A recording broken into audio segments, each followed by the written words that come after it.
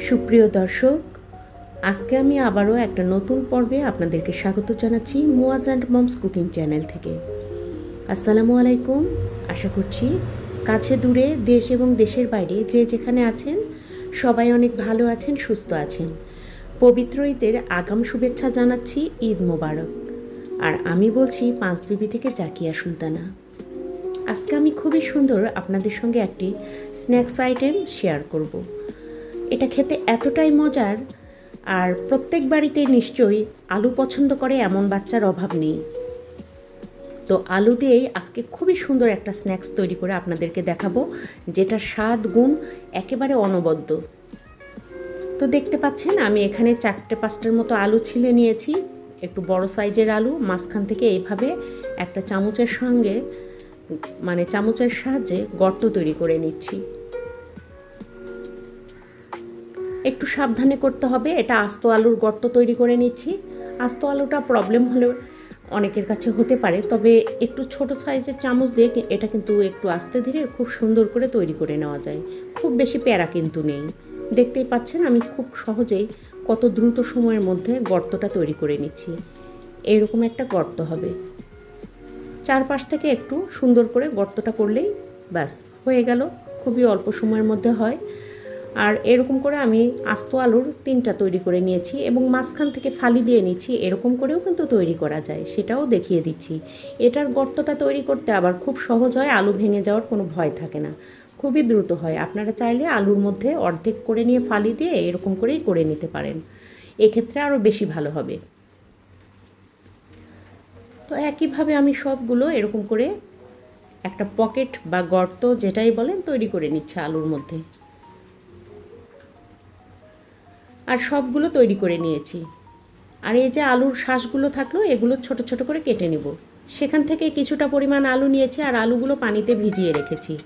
দেখতেই পাচ্ছেন মাঝের শ্বাসগুলো ঝুরি করে নিয়েছি। আর এখানে 1 পিস মাত্র বুকের মাংস, আমি মুরগির বুকের মাংস অ্যাড করে দিচ্ছি। ছোট ছোট করে কেটে নিয়েছি আর আলুগুলো পানি থেকে তুলে নিয়ে লবণ একটুখানি মাখিয়ে নিলাম। একটা ফ্রাই প্যানের মধ্যে সামান্য একটু কুকিং অয়েল দিয়ে দেব, আর দিয়ে এখানে আলুগুলো দিয়ে দেব। একটু হাই হিটে ভেজে নেব, আলুটা যাতে একদম নরম হয়ে না যায়, আর একটু এক পাশে একটু পোড়া পোড়া হয়ে স্মোকি ফ্লেভার যাতে আসে, এতে করে খেতে খুব ভালো লাগবে। দেখতেই পাচ্ছেন এক পাশটা বেশি লাল হয়ে গেছে, খুব সুন্দর, কিন্তু আলুগুলো এখনও একটু একটু শক্ত আছে। নরম হয়ে গেলে রেসিপিটা তৈরি করতে একটু প্রবলেম হবে, ভেঙে যাওয়ার ভয় থাকবে। সেই জন্য একটু হাই হিটে কিছুক্ষণ একটু ভেজে নিলেই হবে। একটু পোড়া পোড়া হলে, স্মোকি ফ্লেভার হলে খেতে খুব বেশি ভালো লাগবে, আবারও বলছি। তো এখন আলুটা হয়ে গেছে, আমি নামিয়ে নিচ্ছি। আলুটা 70%-এর মতো সেদ্ধ হয়েছে।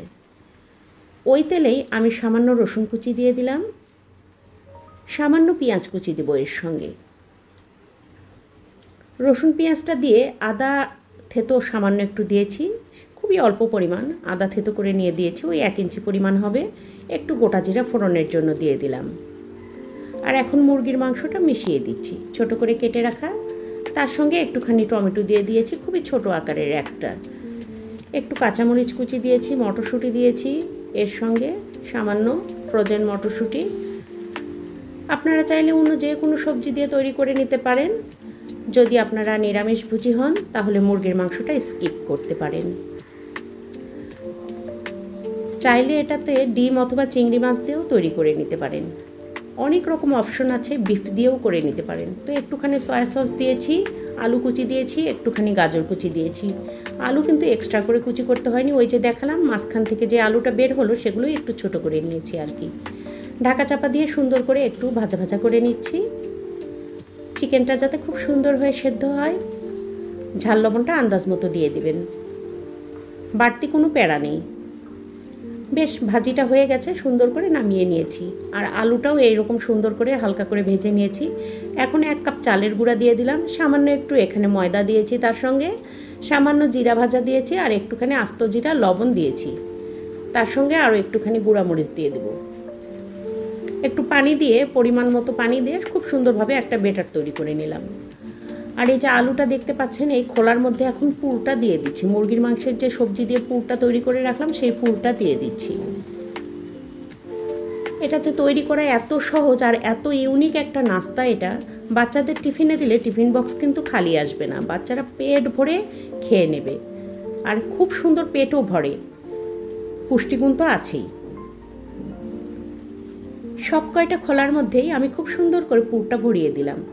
এখন বেটারের মধ্যে চুবিয়ে নিব কিভাবে দেখুন, এরকম করে উপর থেকে একটু বেটার দিয়ে দিচ্ছি, এতে করে সুন্দরভাবে বাইন্ডিংটা হবে, খুলে যাবে না বা ভেতরের পুরটা বেরিয়ে আসবে না। সুন্দর করে তেলের মধ্যে একটু ডিপ ফ্রাই করে নিতে হবে। প্রথমে একটা দিয়ে আমি দেখলাম যে ঠিকঠাকভাবে হয় কি না, যখন দেখেছি হয়েছে তখন আবারও 3-4টা একবারে দিতে পারছি। বাস এইভাবে নিয়ে উল্টে দিতে হবে, জাস্ট পুরের দিকটা নিচের দিকে দিতে হবে, যেদিকে পুর আছে সেটা নিচের দিকে দিতে হবে। দেখতেই পাচ্ছেন নিশ্চয়ই আমি কিভাবে দিচ্ছি, একটু কড়াইয়ের গা ঘেঁষে লাগিয়ে দিচ্ছি, ব্যাস। তারপরে ওটা আপনা আপনি সুন্দরভাবে তেলের মধ্যে চলে যাচ্ছে। হালকা হাতে এগুলো ভেজে নিতে হবে এবং হালকা হিটে, বেশি হিট দিলে কিন্তু আগেই কালার চলে আসবে, ভেতরটা কাঁচা থেকে যাবে। ভেতরেও যেহেতু একটু বেটার চলে গেছে আটার, তো সেই জন্য একটু হালকা হিটে আস্তে ধীরে সুন্দর করে এটা ভাজা ভাজা করে নিতে হবে। সুন্দর কালার চলে আসবে যখন, দুই পাশেই সুন্দরভাবে হয়ে যাবে কুকড, তখন নামিয়ে নিতে হবে। দেখতেই পাচ্ছেন আমি খুব সুন্দরভাবে এগুলো তুলে নিচ্ছি। আর এটা খেতে যে এত টেস্ট, একবার না খেলে এর মজাটা আসলে বুঝতে পারবেন না। তাই আমি রিকোয়েস্ট করব, ঈদের মধ্যে তো অনেক ঝাল মিষ্টি অনেক রকম অনেক কিছু আইটেম হয়, তবে এরকম একটা স্ন্যাক্স আইটেম থাকলে কিন্তু শেষ বিকেলে মন্দ লাগবে না, বেশ ভালো লাগবে। তো পরিবারের সবাইকে নিয়ে অবশ্যই এনজয় করবেন, তৈরি করে খাবেন এবং আমাকে জানাবেন কেমন লেগেছে আপনাদের। তো ভিডিওটা কোথাও যদি আপনাদের একটুখানি মন ছুঁয়ে যায়, দয়া করে একটি লাইক দেওয়ার অনুরোধ রইল। আর সেই সঙ্গে চ্যানেলটি সাবস্ক্রাইব করা না থাকলে সাবস্ক্রাইব করে পাশে থাকা বেল আইকনটি বাজিয়ে অল অপশনে ক্লিক দিয়ে দিবেন। আর লাইক কমেন্ট শেয়ার দিতে ভুলবেন না। আল্লাহ হাফেজ।